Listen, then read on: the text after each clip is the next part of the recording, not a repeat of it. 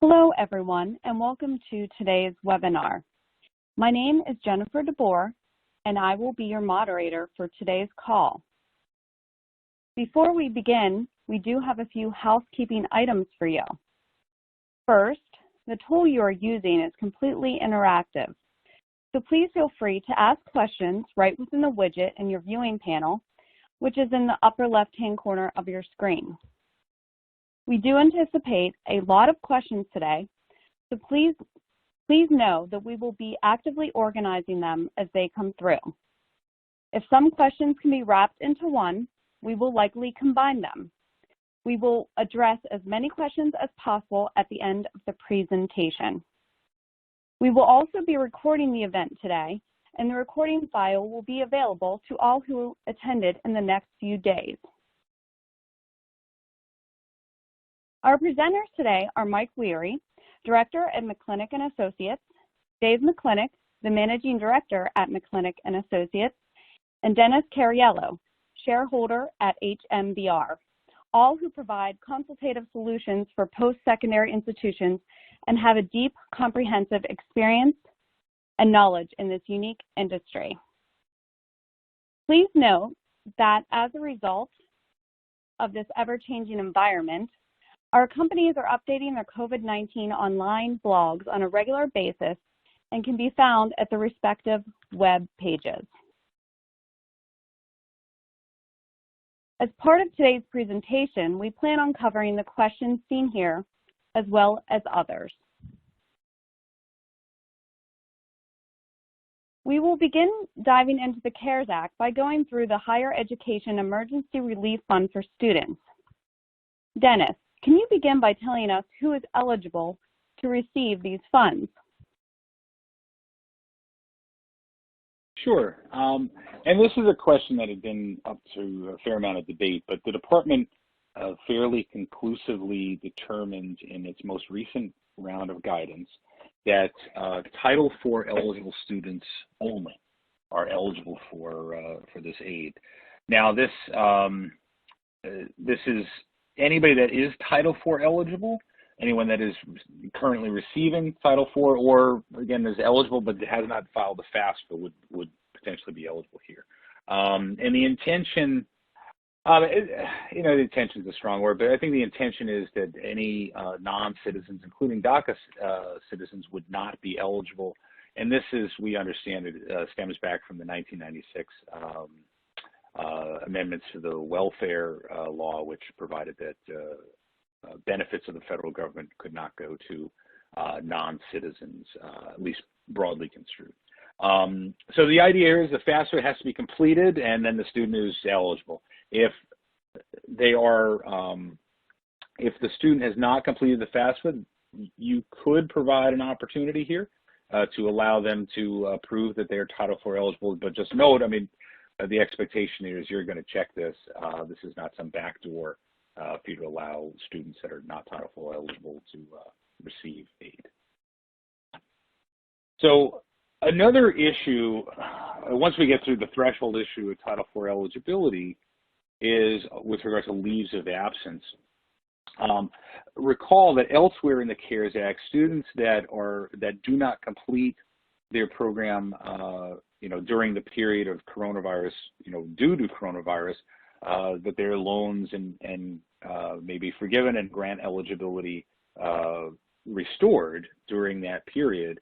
However, a number of students have gone on leaves of absence, so we're trying to figure out what to do for those students. Are they eligible? Did they have a, quote, expense related to instruction with regard to the coronavirus? Again, if a student is on leave of absence, presumably they don't need a computer or Wi-Fi access to access the now online education. So we're waiting for clarification. The department is going to be publishing additional guidance. We spoke with folks at the department yesterday, and actually Monday, and they said the guidance was coming soon. This is additional guidance, and there are a number of topics that we're expecting to have that on. So stay on the lookout.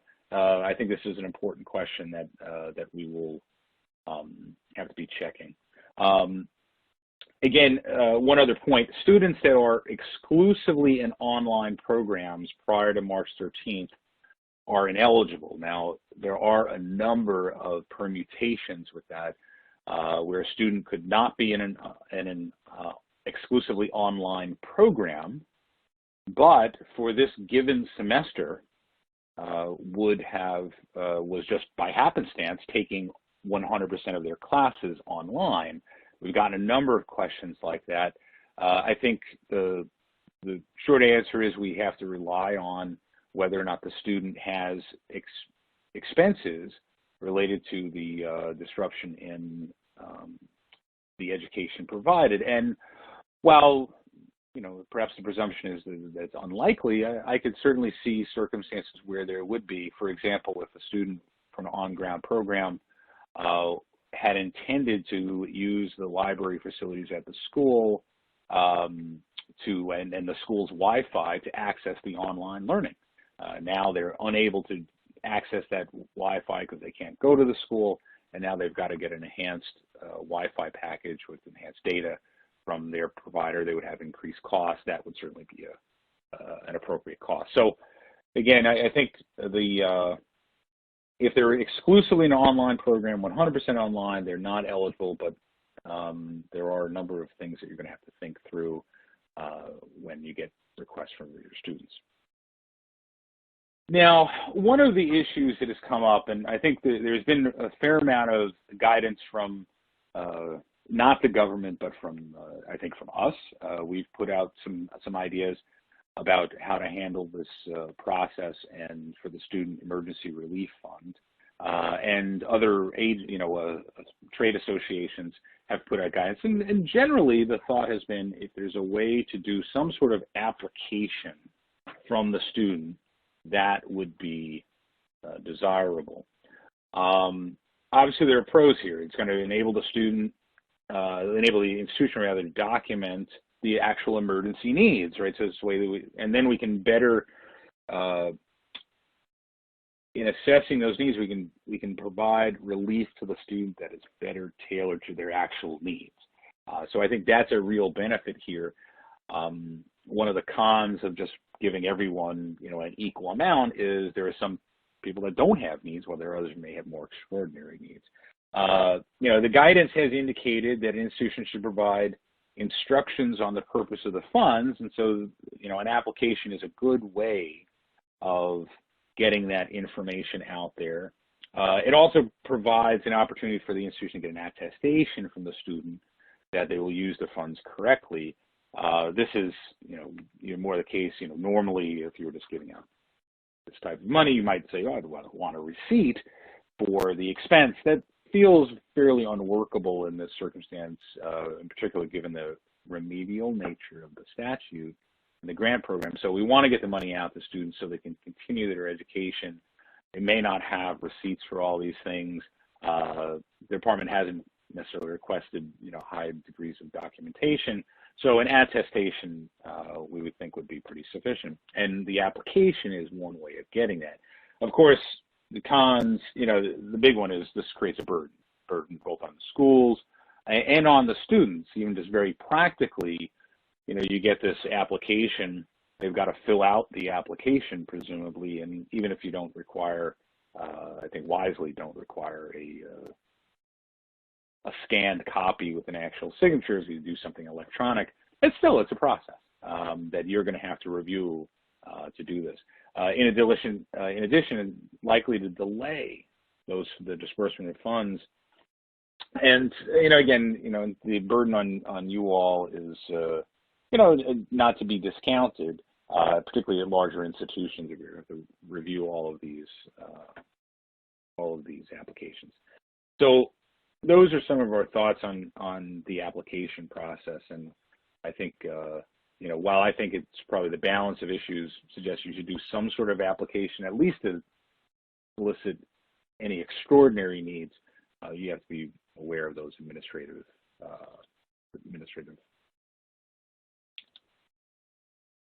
And so now, Mike, I think you're going to talk about how to determine the awards to students, whether or not with the application.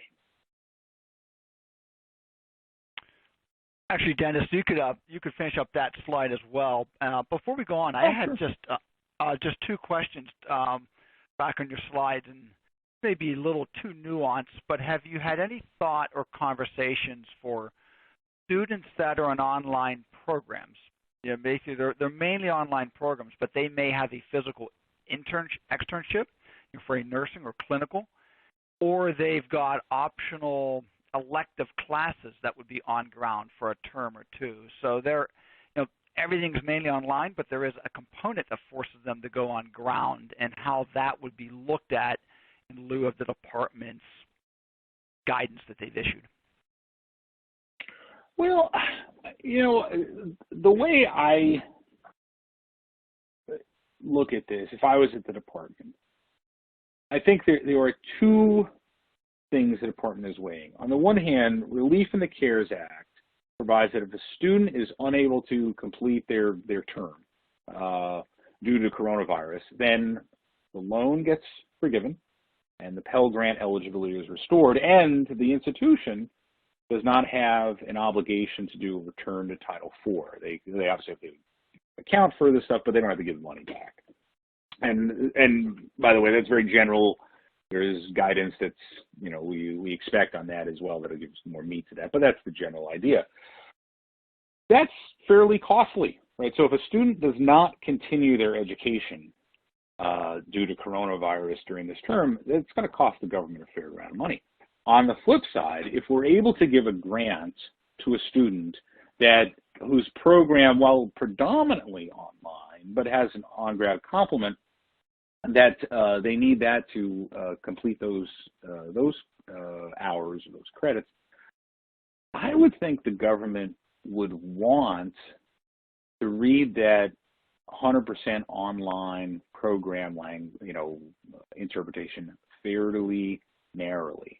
So if you are in a 100% online program, the school offers nothing on ground, you are only doing your online, your program via distance education, that seems like that qualifies. But if there's any on-ground complement that coronavirus has impacted, I think there's a good argument to provide funding for those students. I think it's, one, it's in the government's interest, as I said. It's also consistent with the remedial nature of the statute. We're trying to get money to people who are hurting and trying to preserve some semblance of normalcy in their lives. That was Congress's intent.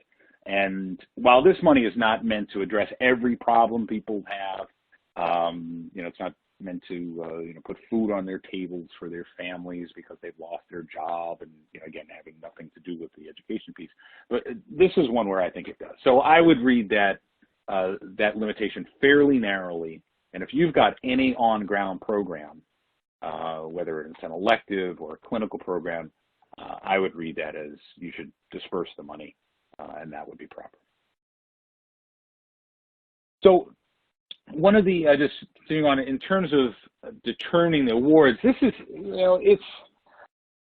the department has not provided a heck of a lot of guidance on how to do this. I think the department has suggested that it does not have to be uniform. So that's a very, that's useful, because I think the department does want, some sort of tailoring. One piece of guidance that they've given us, they don't think any individual award should be more than maximum Pell, and so that's an outer limit here. But most of us are not going to be in that circumstance, given the money that was given to us.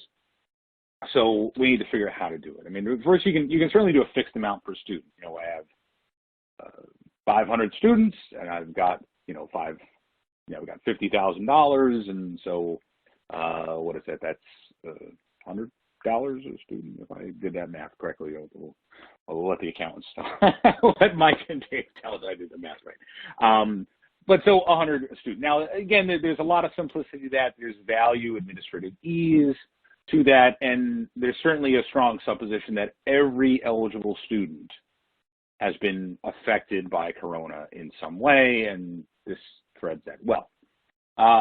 I don't know. I mean, I think that can be an element of a strategy. I am I am honestly a big fan of soliciting some sort of need, or at least extraordinary need, because you'd be surprised. There are going to be people where this has affected their ability to continue education in monumental ways that you have not even foreseen. And if you can help them, that's just the better thing to do than necessarily make sure everyone has equal. And again, Secretary has said these amounts do not need to be equal.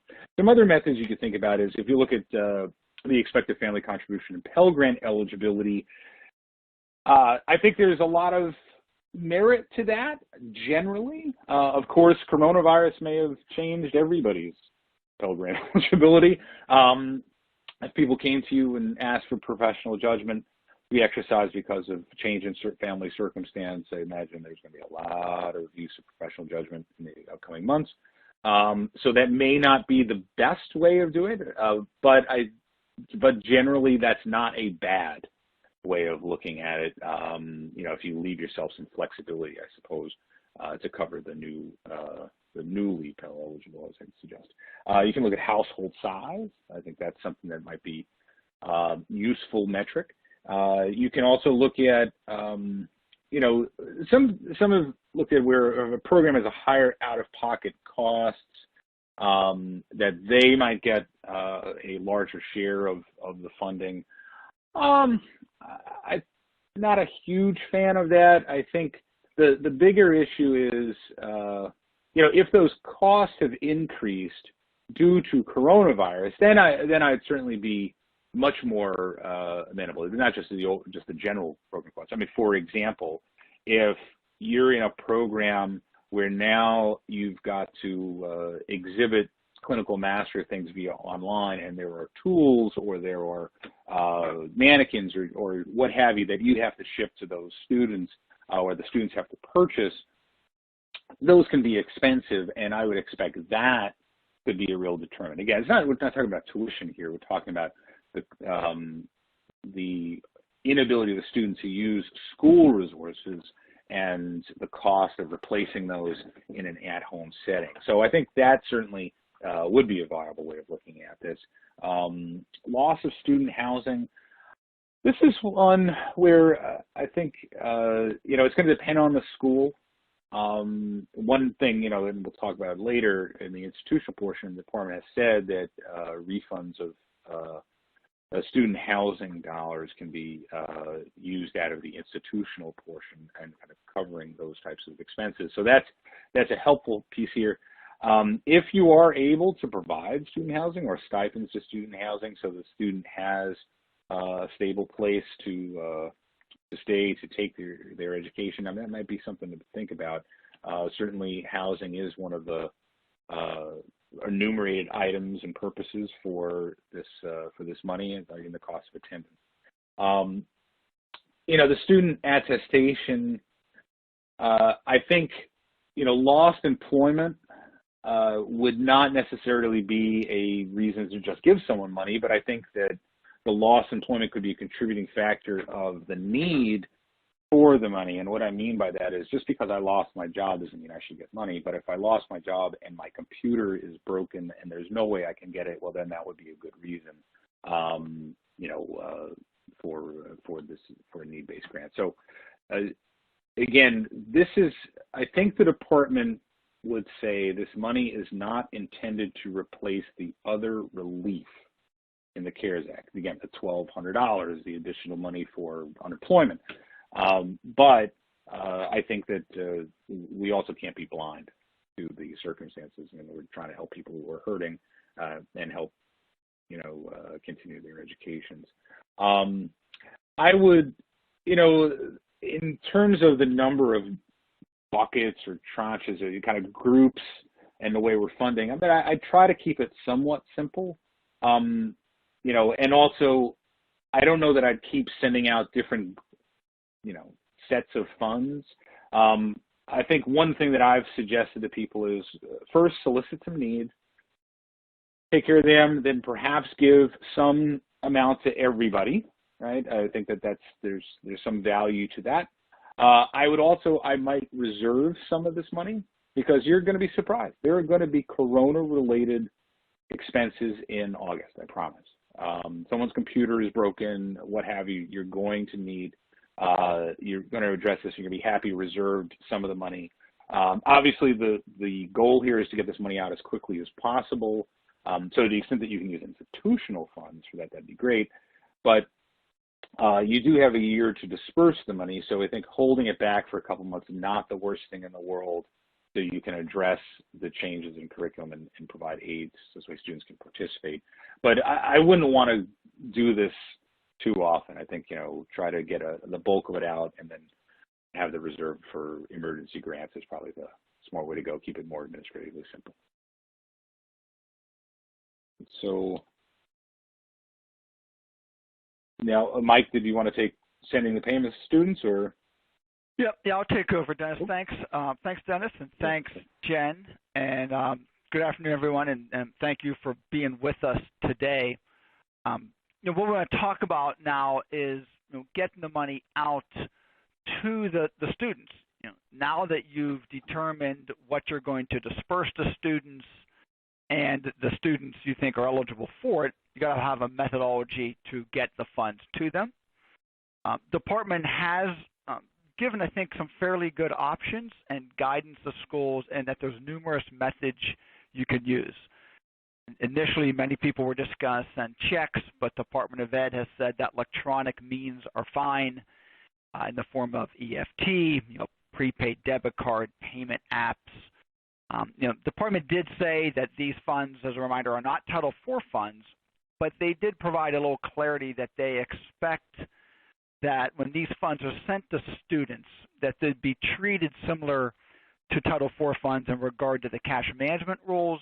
And what they were referring to is that 100% of the dollars need to go to the student. So if there's fees incurred from especially the debit cards or any electronic means, that can't come out of the student funding. Be covered by the institution or maybe the vendor who is providing the cards or processing to the students, that they would be reimbursed in other ways for that, but not from the student funds. So I think as long as the student is getting 100% of the dollars you've awarded to them, a lot of these options, other than sending a check, I think provide flexibility to a school. You know your locality better than we do, that what your shelter at home requirements are. What's the ability for you to disperse checks and have people print them and hand them up through a safe drive-through methodology? That could be difficult depending where you are. Someone in Idaho and someone in New York City probably have two very different situations that they're working in right now. So think about these processes and think about what works for your institution. I have seen some third-party vendors that are doing this with no fees to the student. I haven't seen it done, so we're not endorsing any, but if you did some research, there may be vendors out there that would prevent you from having to print all the checks and get them out, that that may be a good option for you that's worth investigating. Reminder that, as Dennis said earlier, you do need to provide instructions to students.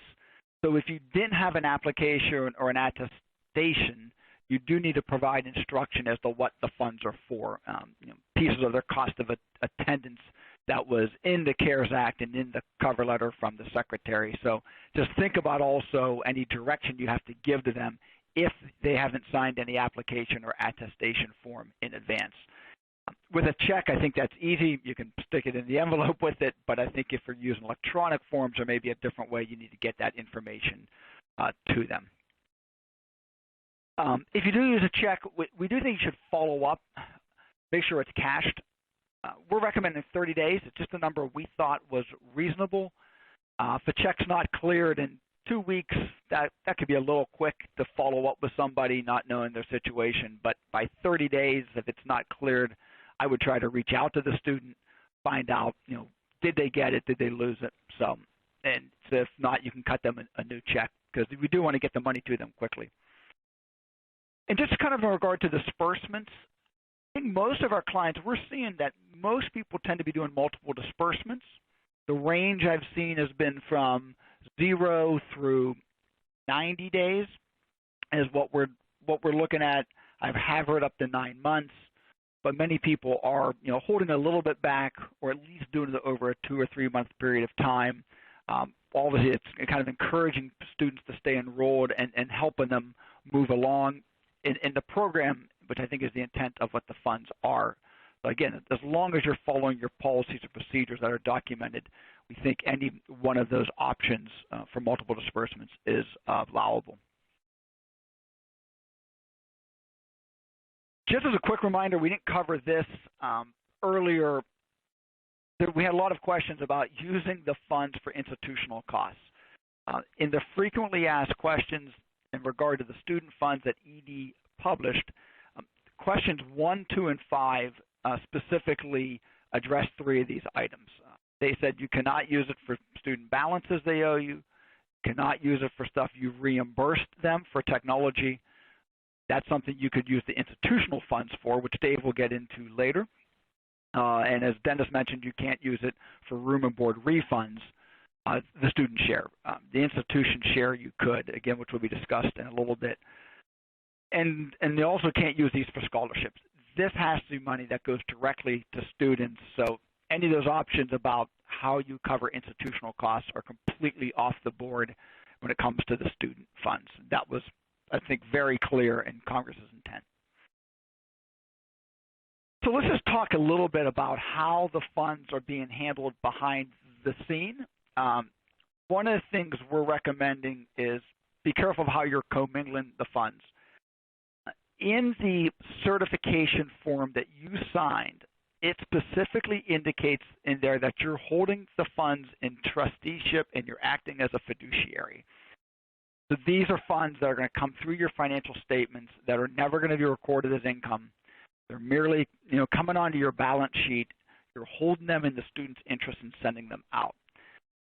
We think there is some risk for schools in certain sectors that are going to get oversight and possible requests.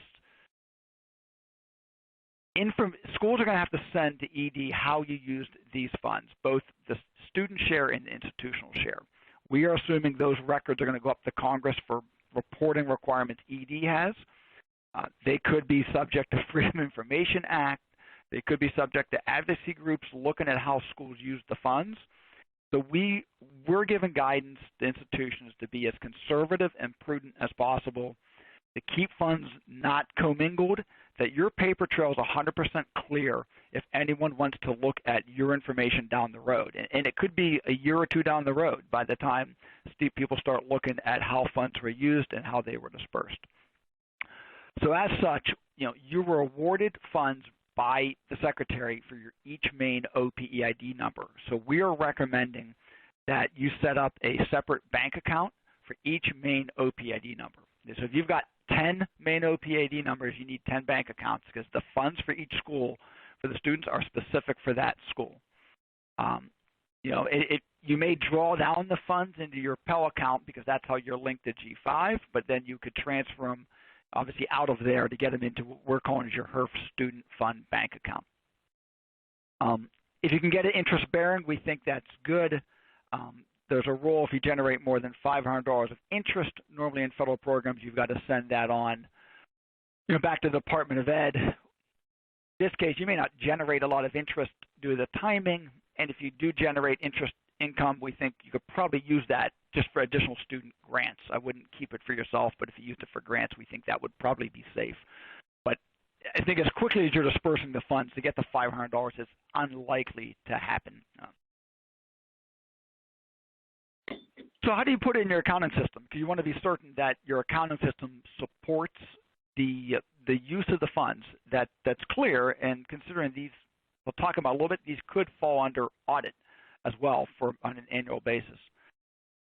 So we would create a new general ledger account. You would have a cash account for each of your HEERF student fund bank accounts, and you'd create a new, what we're calling HEERF current liability account. It's a current liability. As Dennis said, you've got 1 year to use it, so it's not long-term. As I mentioned, it's not revenue. These are just funds flowing through your balance sheet. So it's pretty simple. When you get the cash, you're going to debit or increase your student fund bank account, and you're going to credit this HEERF liability. So you're going to have 2 offsetting numbers on your balance sheet. And then when you disperse the funds to students, you're really just kind of reversing that. You're decreasing your cash account or your credit from an accounting standpoint, and you're decreasing or debiting your HEERF current liability account. Again, we're recommending set up new general ledger accounts.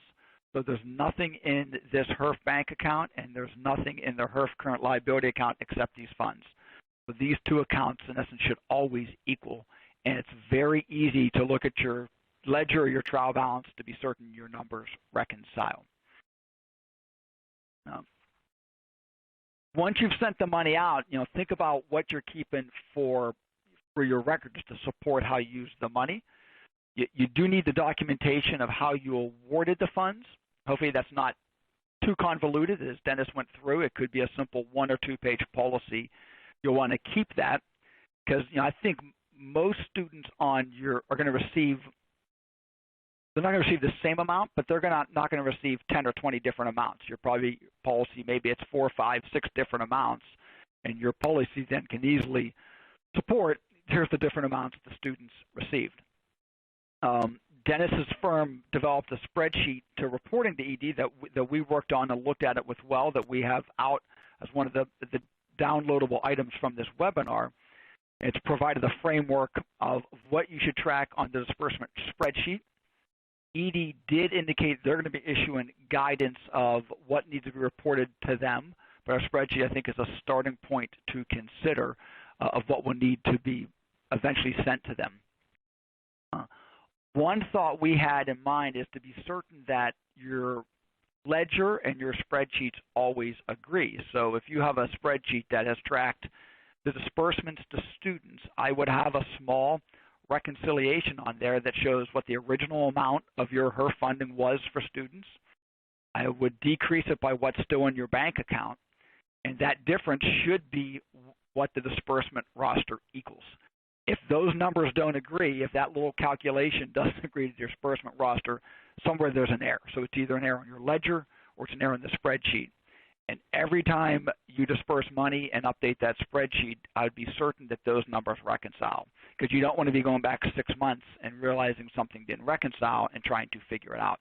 I think that's the type of things we're concerned about. If someone else ever looks at it, the intention might have been no ill intention, but the perception could be otherwise. And that's where I think institutions need to be prudent. One thing we've had institutions ask us is if you can post these funds to your student ledger cards. The department, I think, is not going to rule one way or the other. This is too granular of an accounting item for them to get into, other than what they said is you may not use these funds to cover any institutional charges. Now, that doesn't mean to us that you can't use your ledger system to flow the funds through, and as long as it doesn't change their institutional balance that they owe you, we think you can do that. In essence, what you'd be doing when you send them the money, you'd be relieving your cash and creating kind of a false, called a dummy charge on the account card, and then you'd be removing that dummy charge and reducing the liability account that I mentioned previously. Some institutions have wanted to do this because using their student information system allows them to run checks from their normal student stipend process. It's already linked to the bank account, and the process is just set up from an internal system. So I get that. And other institutions have said we want to be able to print a report that we can just print out of our student information system to know everyone we send a disbursement to. We could query it on this dummy code and to be certain we haven't missed anyone. So I think those are two valid reasons. What we recommend is that work with your student information system provider to be certain they can set up a code that will work, that will pull the information you need. And I think you got to be 100% certain that these transactions don't mess up your institutional charges, that they don't get into R2T4 calculations, they don't come up as refunds, R2T4 refunds, I should say. They don't mess up your 90-10. So if you do this, what I envision is every time that, I think you want to test those other systems to be certain they're not getting pulled incorrectly. And the other thing is every time you run disbursements, I would have your accounts receivable detail before and after, because your total receivables shouldn't change. If you're owed $100,000 from students and you send 20,000 of disbursement checks out, your receivables from students should still be $100,000 at the end. The 20,000 should just be an in and out on the ledger cards. And if your AR balance differs afterwards, something didn't work right on the posting and disbursement process. So again, I think there's more risk for error when you're doing this. So you can do it, but just be certain you set up and have thought through all the systems and the processes before you start cutting checks and then have to undo something that's not working as you envision. Or test it on a very small sample of students. Run a couple students to see if it worked before you start running large numbers of checks or disbursement transactions. The last thing I've got, kind of covering the student funds that we've got questions on, is 1098-Ts. Kind of getting to the tax side now. We don't expect these emergency grants to be included in the 1098-Ts. They're not for institutional charges. That is kind of what we're assuming. The IRS has not issued any guidance at this point, but we will continue to monitor it, and I'm guessing that they're going to. Just don't know where it is on their list of priorities. The second thing is people want to know, is it subject to audit? The cover letter from the Secretary clearly said these are not Title IV funds, so these would not fall in the compliance audit guide. I have not spoken to the OIG yet. I'm not envisioning it's going to, because they're not Title IV funds. But one caveat is your financial statement audits are done under generally accepted government auditing standards as well. So it could be that these funds get audited in the financial statement audit, similar to how the 9010 get audited. So we would have to look at it in the financial statement audit to say, did you have a policy? Did you disperse it properly? Because that report has an opinion on compliance with laws and regulations. That most of it falls under the compliance audit, but this could be a piece that falls under that opinion. And that's something we're researching, and if I had to guess right now, this is something that we are probably going to have to look at as auditors. So get the documentation ready, done correctly initially, so we're not coming up with issues a year and 9 months from now when audits start occurring. So that's conclusion of the student piece. And Jen, I'm going to turn it back to you to get into the institution portion of the HEERF funds. So moving on to the Higher Education Emergency Relief Fund for institutions, Dennis, can you explain to us how the department suggested the institutional funds should be used? Sure. This is a fairly complicated area where there's a lot of ambiguity. I mean, I think what the overall CARES Act funds here is supposed to be used to address the changes caused by instruction, changes caused in the instruction due to the coronavirus. I think the Secretary's cover letter does talk about some of these ideas. Again, costs to expand your remote learning programs, build your IT capacity, train faculty and staff. I think those are some clearly appropriate expenses. I think there are, and I'm hopeful and expect guidance coming out perhaps as soon as this week that may address some more of these topics. I think that there are a number of other things that schools should be able to think about with regard to their response due to coronavirus. I mean, overtime for employees that are focusing on moving the transition to a remote learning platform. I think that would be one. I think various curricular changes. If you've tried to do something more than just throw up a Zoom meeting, maybe you've put some on, a website with some online supports that you've made available for the students to review. That would certainly be appropriate. Overtime for faculty, I imagine that they're trying to move their program online. That's actually a lot more work for many of them. So I think those would certainly be appropriate. And there are, I think cleaning of the building, that certainly would be appropriate. I think there are a lot of things that fall in the rubric of responses to coronavirus that would be helpful. You can also provide additional grants to students That's, I think something that's very much contemplated and hoped for. The Secretary also very helpfully provided guidance that said that if you have made refunds to students for room and board, then you can cover those, you can reimburse yourself for that. That's a big deal for a lot of institutions that do offer room and board, in dorms and so forth for their institutions. So that's something that is very, very helpful that the Secretary has provided. The technology costs that we have here, I think there's technology costs not only for the students that you can reimburse them for, as far as student grants, but also your own technology costs. If you've got to put hotspots. I know some institutions are handing out hotspots like candy. As one of them said, I think that's something that's completely appropriate. You've got to upgrade your servers. You've got to upgrade your Wi-Fi or other capabilities to handle much more data.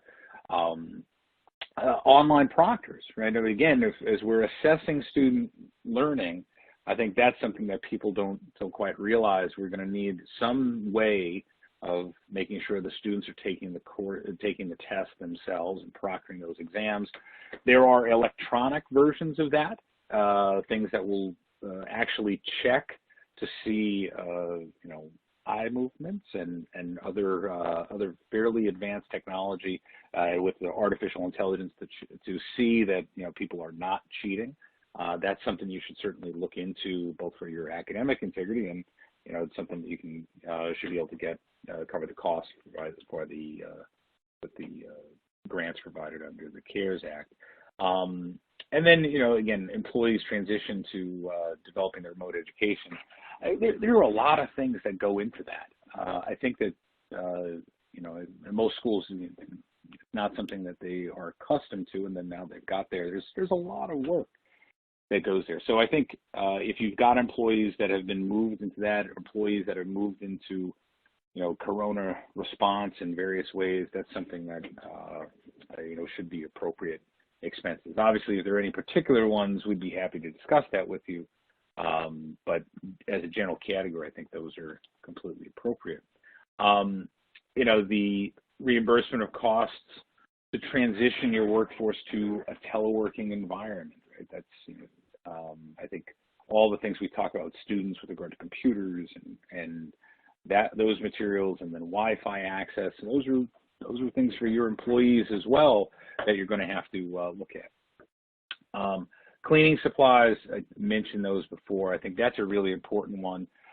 Something else that I think is to be thought through would be improvements to your physical space or other equipment to enable the students to be able to come back to the on-ground experience. Again, Mike and I were talking just the other day about machines that will check temperatures, right? I mean, that seems like a very allowable expense to me. So this way you can assess that people coming in are not sick and are not going to subject everybody else to illness. There may be other improvements, sanitizer stations, maybe an atomizer that displays a non-toxic disinfectant. Those are all things that you should be thinking about to create a safe environment, and provision of masks, gloves even, depending on your state standards and the other guidelines that you receive, but certainly masks, I think, make a lot of sense. Also, as you're going to most likely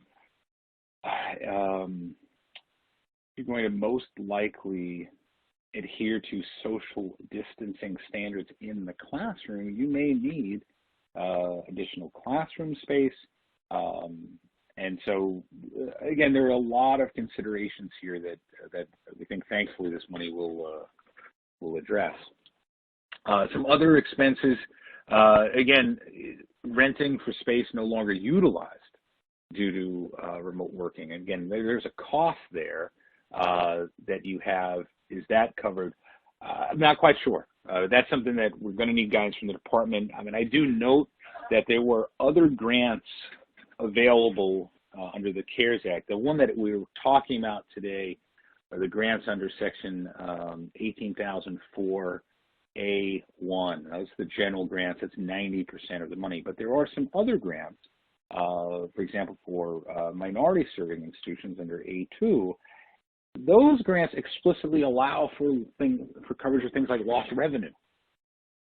The A1 grants don't. So again, we're going to need some guidance from the department. Not sure where they'll come out with this, but hopefully they will adhere to the remedial nature of the statute and allow it. But again, that's not something I'd probably take absent guidance.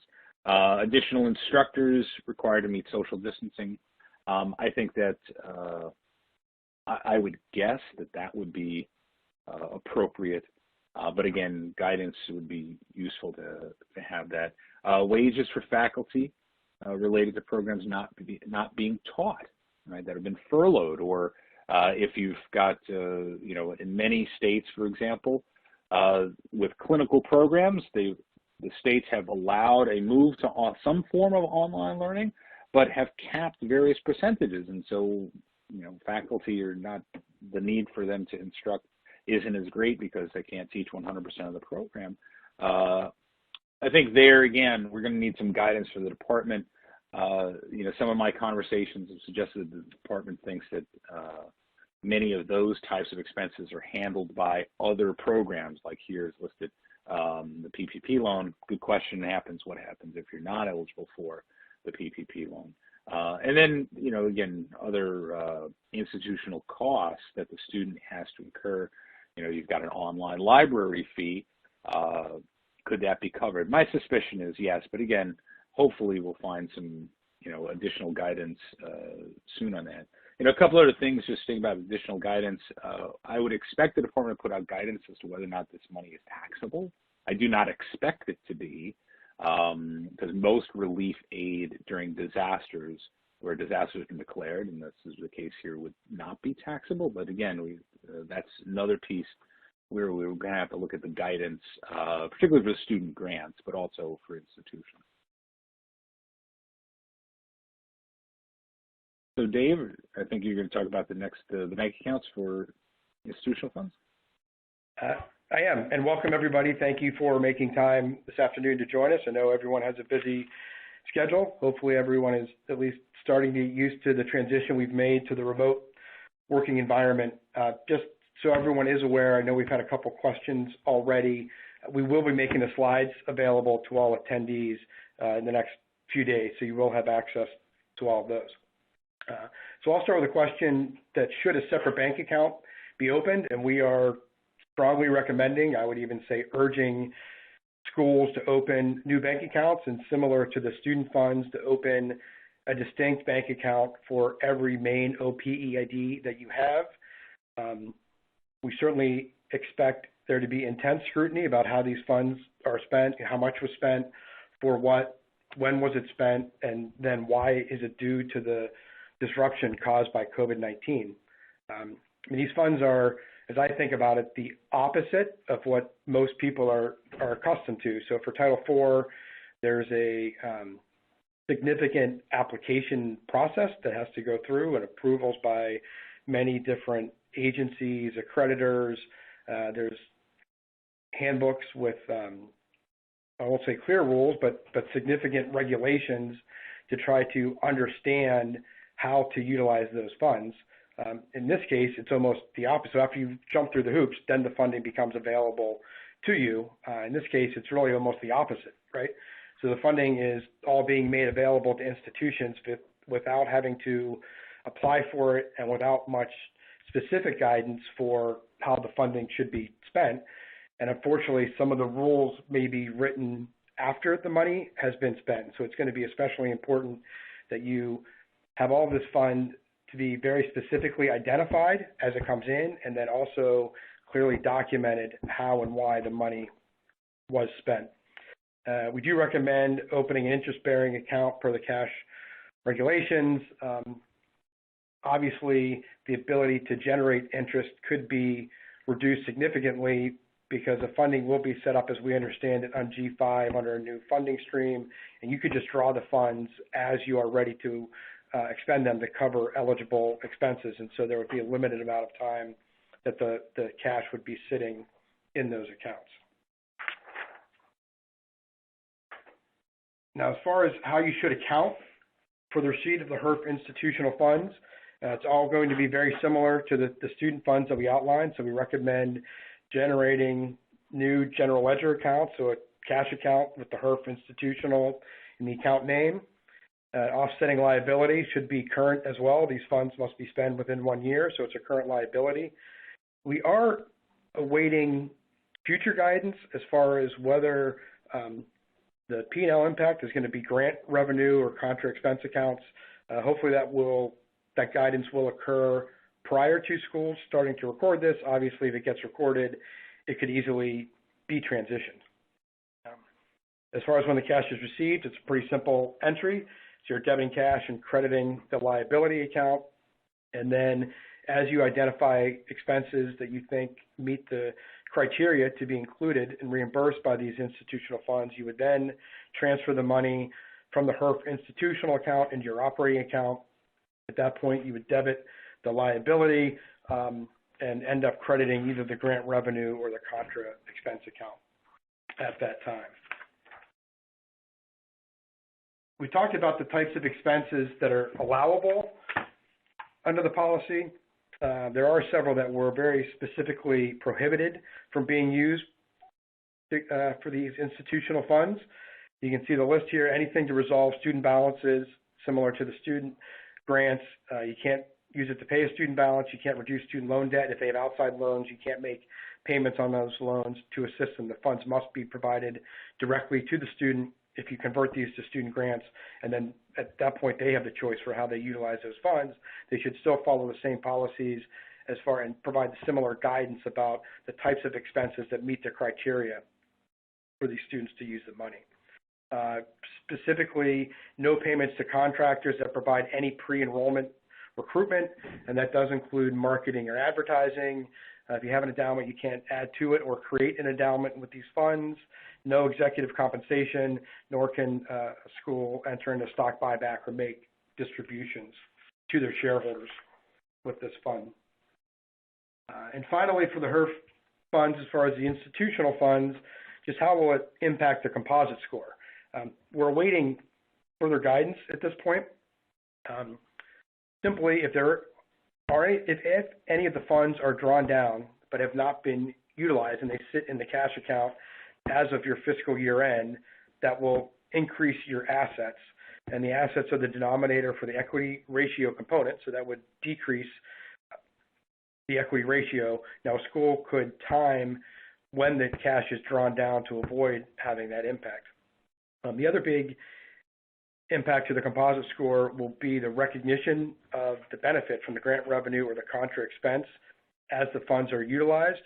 Not certain as to the timing of when that will occur.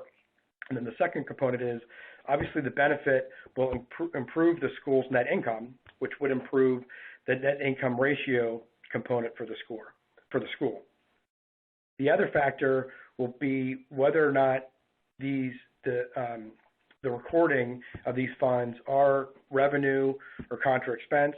If it's revenue, the total revenues is the denominator for the net income ratio. So any bump you have to net income would also increase the denominator as well. So that would mute the benefit a school would receive. If they are recorded as contra expense, then at that point, the expenses would be lower, and not only would the net income ratio impact be greater, but the lower expenses, total expenses are the denominator in the primary reserve, and it could end up improving that component of the composite score as well. And with that, I'll hand it back over to Jen as we transition to the Paycheck Protection Program. So our last topic to be covered is the Paycheck Protection Program. Dave, for the PPP, does an institution need to open a new bank account? Yeah, we think it's less important for the PPP program than it is for the HEERF funds. It could be helpful for a school to try to track it. It could be made more difficult. The payroll costs are obviously going to be the most significant portion of the allowable costs, but it's capped at $100,000 per employee. And so if you, depending on how many employees have that level of compensation, you'd have to be transferring over a net payroll number from the new account that you set up into your operating account. This is going to be more treated, the forgiveness is going to be similar to an expense account. So even if the money gets deposited directly into the operating account, we think schools would certainly be able to document how the funds were spent with outside records beyond just the transfer of the cash as it is expended.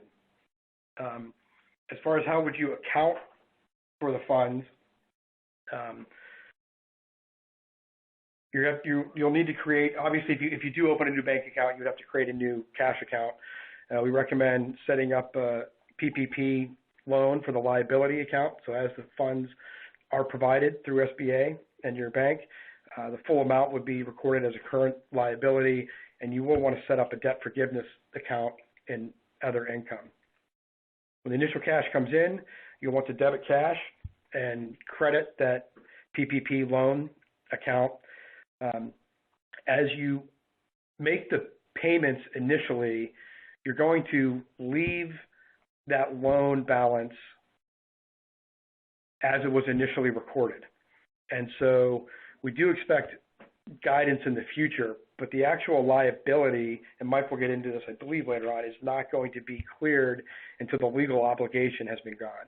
And so you're going to leave that liability. And if this goes into, if you're not transferring the funds from a separate account, you're just going to record the expenses as they're being paid, and then you maintain a separate ledger to track the expenses that will allow you to have a portion or all of this loan forgiven.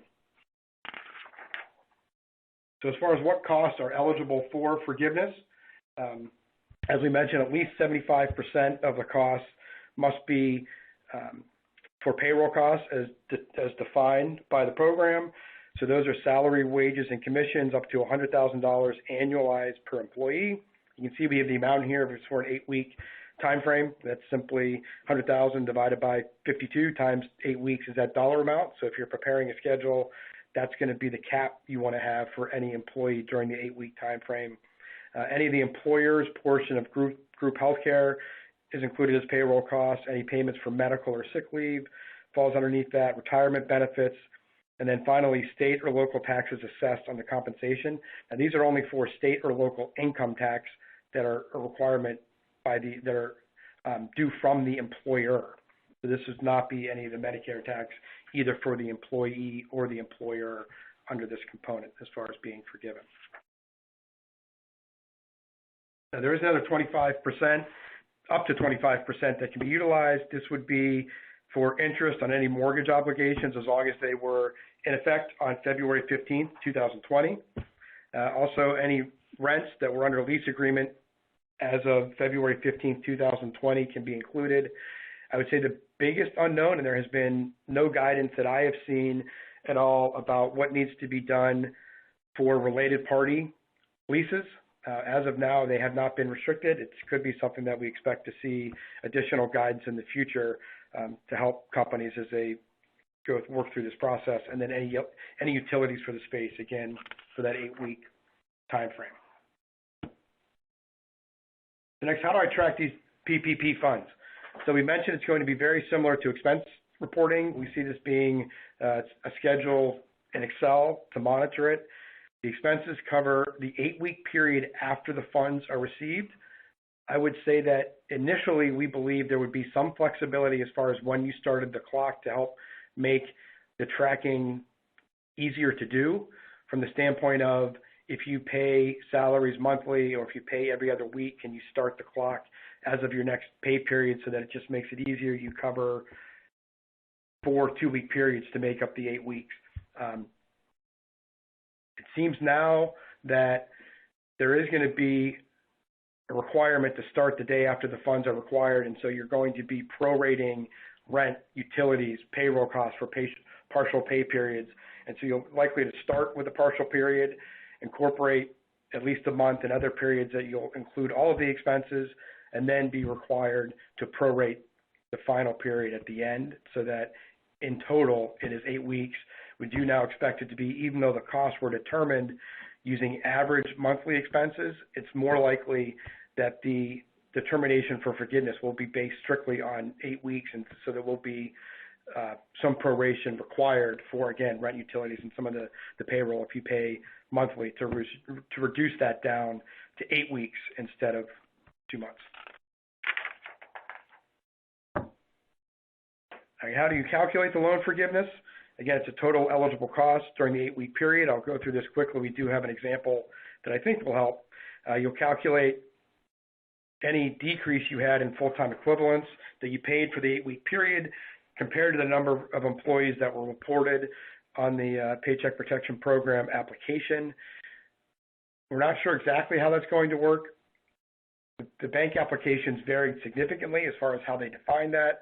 Some of them were not using a full-time equivalent, and so if you were using total employees and now you're counting a full-time equivalent, it doesn't seem logical that you would have to prorate the amount of a loan that would be forgiven. You could have the exact same number of employees during the 8-week period that you did for the period that was used to calculate the loan, but we are expecting additional guidance for that.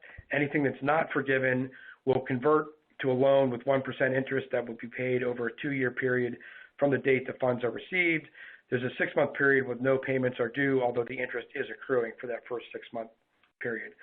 We are anticipating that banks and others will be coming out with tools and calculators that will be available to help people calculate the forgiveness amount. And then finally, just an example here. So this example would be for a company who received $250,000 for the PPP loan.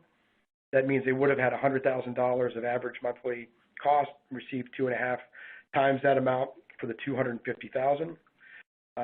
For the 8-week period after the loans are received, you can see here the various costs for payroll, the health insurance, retirement, rent, utilities, totals $215,000 on their schedule. So in this case, the company received $215,000. There's only eligible cost of $215,000, so there's a $35,000 balance not forgiven. They would be required to pay that loan off over the 2-year period, again accruing interest at 1%. There is no prepayment penalty for any of these loans, and so if you get through the period and have the cash available and realize there's a portion that's not forgiven, you could pay it back, but you wouldn't have to at that time. You'd have flexibility to work through that. Now Mike will walk us through the expected impact that PPP will have on schools' composite scores. Thanks, Dave. There is going to be guidance, we believe, coming out from the standard setters from an accounting standpoint. This does affect any company in the country that's received it, not just education. And so we've already seen discussions between the various groups in regard to accounting for it.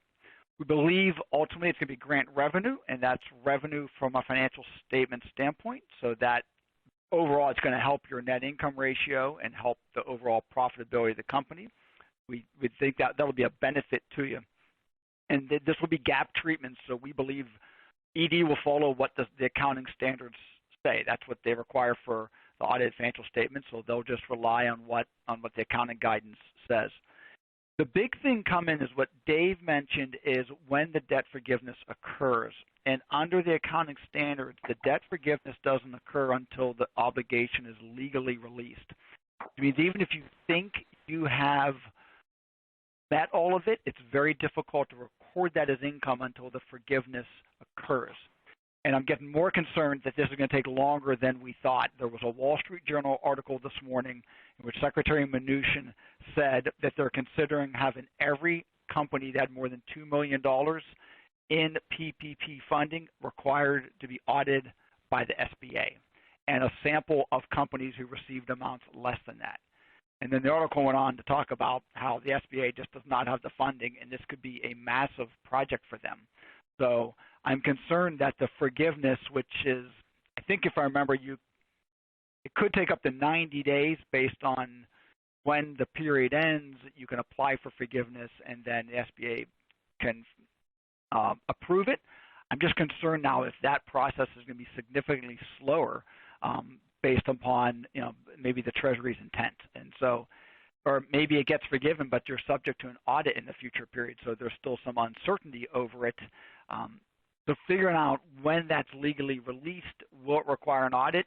This could take a lot longer than I had originally thought, and so that's something we have to monitor and be aware of for your audited financial statements.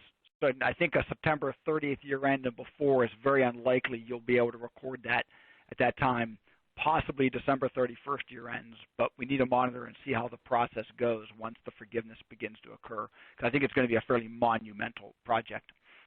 And just one last caveat for the composite score.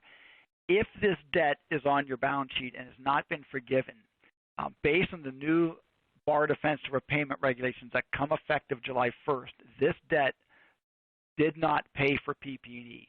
So it will not be what they're calling post-implementation qualified debt, which means that you will not get a benefit in your primary reserve ratio. So really, it's not helping your composite score until the debt forgiveness occurs, which, as I said, may not occur in the current fiscal year. The last slide we have, and for the sake of time, I'm just going to show it. It's there to look at. Round 2 of funding's been out there. My guess is if you haven't got an application in by now, you're probably not going to get funding. But let's slide there just for a few notes. And Jen, I'll turn it back to you for questions from the audience. Thanks so much. Okay, so we're going to dive right into our closing Q&A. We received a lot of questions, and we'll attempt to cover as many questions as possible. Please note if we are unable to cover your question and did not get a chance to speak to it today, please reach out to us directly, and we will be available for assistance. So the first question I have here is, we have dependent students whose parents just want to pay out of a 529 account and don't complete the FAFSA. Are they eligible? Also, the same question about cash pay, WIA, or VA-funded only students. So this is Dennis, and Mike and Dave, feel free to chime in your thoughts. I mean, the students may very well be eligible. If the student is eligible for Title IV, then they are eligible for these funds. But the FAFSA is a very useful shorthand, because if we've already got one on file, we know they are Title IV eligible. So you can do one of two things as I see it. You could require them to fill out the FAFSA, and if that process goes through well and they're able to answer those questions truthfully, then that would, I think that would be sufficient evidence of the Title IV eligibility. If someone doesn't want to fill out a FAFSA, then, you can engage in the process of verifying the information to make sure that they are citizens and that they meet all the other standards, that they've got to file for selective service, that they've done so, et cetera. But I think that that would be, that'd be how I'd approach it, and try to get them to fill out the FAFSA would probably be the easiest thing to do. I don't know, Dave or Mike, is there any other way of dealing with this? Yeah, I think that's probably the best way to do it, because you've got to get comfort that they are Title IV eligible, even if they haven't applied. Yeah, and I think that a process could be to have the student attest to all of the things that would be tested in the FAFSA. I guess there's some question over whether or not that would hold up, and would the student really know? And this seems like one of those areas where they haven't provided the guidance, and schools need to operate with the best intentions for students. And if there's somebody in need, I guess you'd like to think that if you're providing to somebody in need and they've attested to, and you can show that you've made a good faith effort to ensure that they do appear to be Title IV eligible and made those disbursements, you feel like you'd be able to support it at the end of the program, that's the best you can do.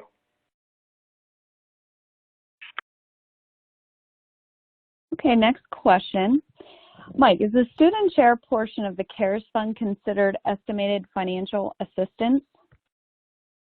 No, believe in the guidance EDS provided, and Dennis, you can clarify this as well, but this is not estimated financial assistance that needs to be taken into account for the student's Title IV eligibility.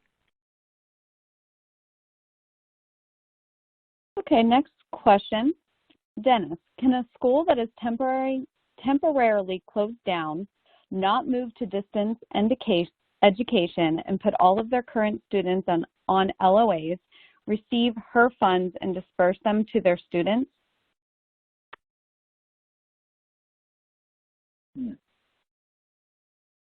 I'm glad Jen. Well, I think there are two. Yeah, right. I mean, I guess the question is, if all the students are on leaves of absence, I mean, what cost would the students are eligible? That's not the issue. What would the cost be that the student would incur due to the move to online learning? You're not doing the online learning. I mean, I'm not saying no, but I'm saying I'd probably want to know more. Like, I don't just go and give everybody a check. Now, I think the institution, this is where the law gets a little dicey, because you have to spend half of your CARES Act funding on the students. I can see in that circumstance there being institutional expense, right? I mean, the cleaning, it's a great example. I mean, hopefully everybody's cleaned their school, and done a nice deep clean and all that. I can see tons of expense with that, but you don't get to access that money unless you spend half of the money on your students. And if they're all on leaves of absence, I don't know that they're getting any. I don't know that they have any additional expenses due to the move, to distance learning, right? Because you're not doing distance learning. So I'd be willing to think about it more, but my first blush answer is probably no. Yeah, and I had the same reaction. Okay. I guess I would add that it might be possible after they return to school, and I don't know what those expenses are, but maybe at that point the students have expenses that could be used to expend the student portion at that point. It's very difficult to come up with a methodology that would comply while the school is closed. And just as a side note, so maybe that prohibits the school from spending the institutional share, but you don't have to spend it immediately if you've incurred those costs, and then you find a way that you can disperse funds to students once you're back that meets it. Then you could disperse in funding to yourself for costs that you had incurred because of it as well. So I don't think you'll lose it just because you don't reimburse it immediately. Okay, next question. Mike, do verification and C codes need to be completed, resolved before a student can be considered eligible? I've heard from other webinars that they're recommending that it is, just from the standpoint if those, at least if the C codes, especially on the ICE, are to ensure that they're Title IV eligible. Some of those codes can get into unusual history and default of Title IV aid, and if they're not cleared, then there's certainly a presumption that possibly the student would not be eligible for Title IV aid, which would disqualify them from the funding. Another question. Dave, can the CARES funds be used to assist students during the summer between their first and second year if they are not enrolled during the summer?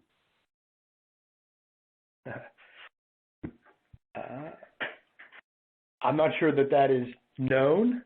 Again, the intention of the funds is to reimburse them for costs and disruption of their education.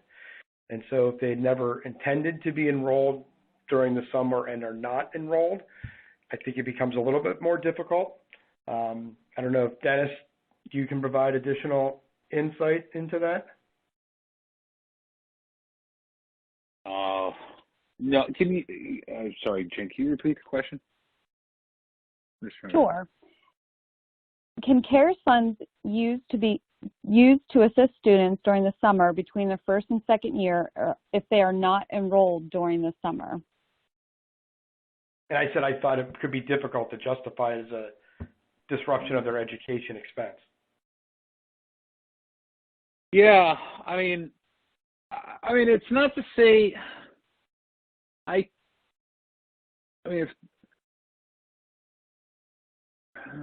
just trying to think. If the students are enrolled now, I need to know more. I mean, I agree with you. I'm skeptical, but if somebody has an expense right now and getting money, and then the student is able to, has some other documented need that so this way they can participate meaningfully in the online instruction in September, then maybe that would work. I mean, I don't know. I mean, these kind of factual hypotheticals are interesting, but you kind of, like, I'd want to hear more about this. I mean, I don't think they're trying to make this unduly hard to get the money, but my understanding is, again, the legal read is it has to be tethered in some way to the instruction. So there's not instruction going on. It's hard to see where there's a cost. But I think you listen to the argument. And I think I was thinking, Dennis, if it was a scheduled break as well, if the student wasn't supposed to be enrolled, it may be difficult to tie that to the disruption then. Going back to your point. Yes. Now, if it's summer's been held because of disruption, then, yeah, there may be other ways that it would work. Right.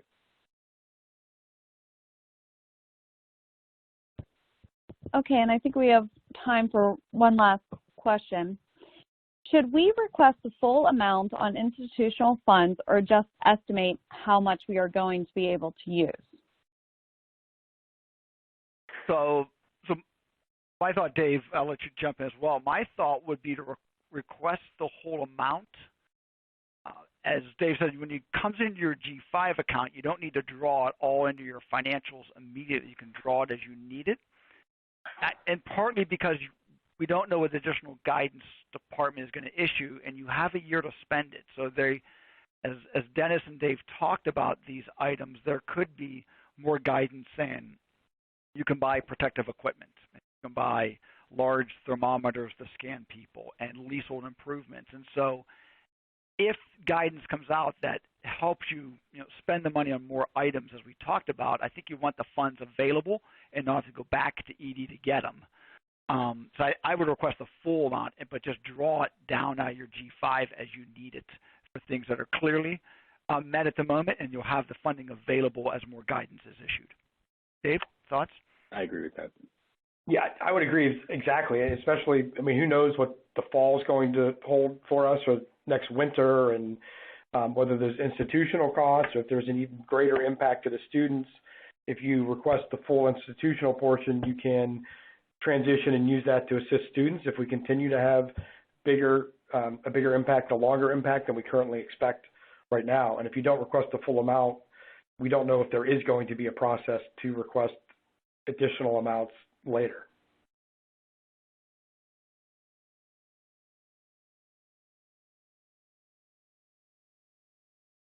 Okay, so I believe time is up and we've reached the end of the webinar. Thank you so much for joining us today. As I mentioned earlier, we'll also be sharing a recording of today's session so you can re-listen at any point. Everything on your screen today will also be available in the recording. Thank you again for your participation, and we wish you a healthy and safe path forward. Take care, everyone.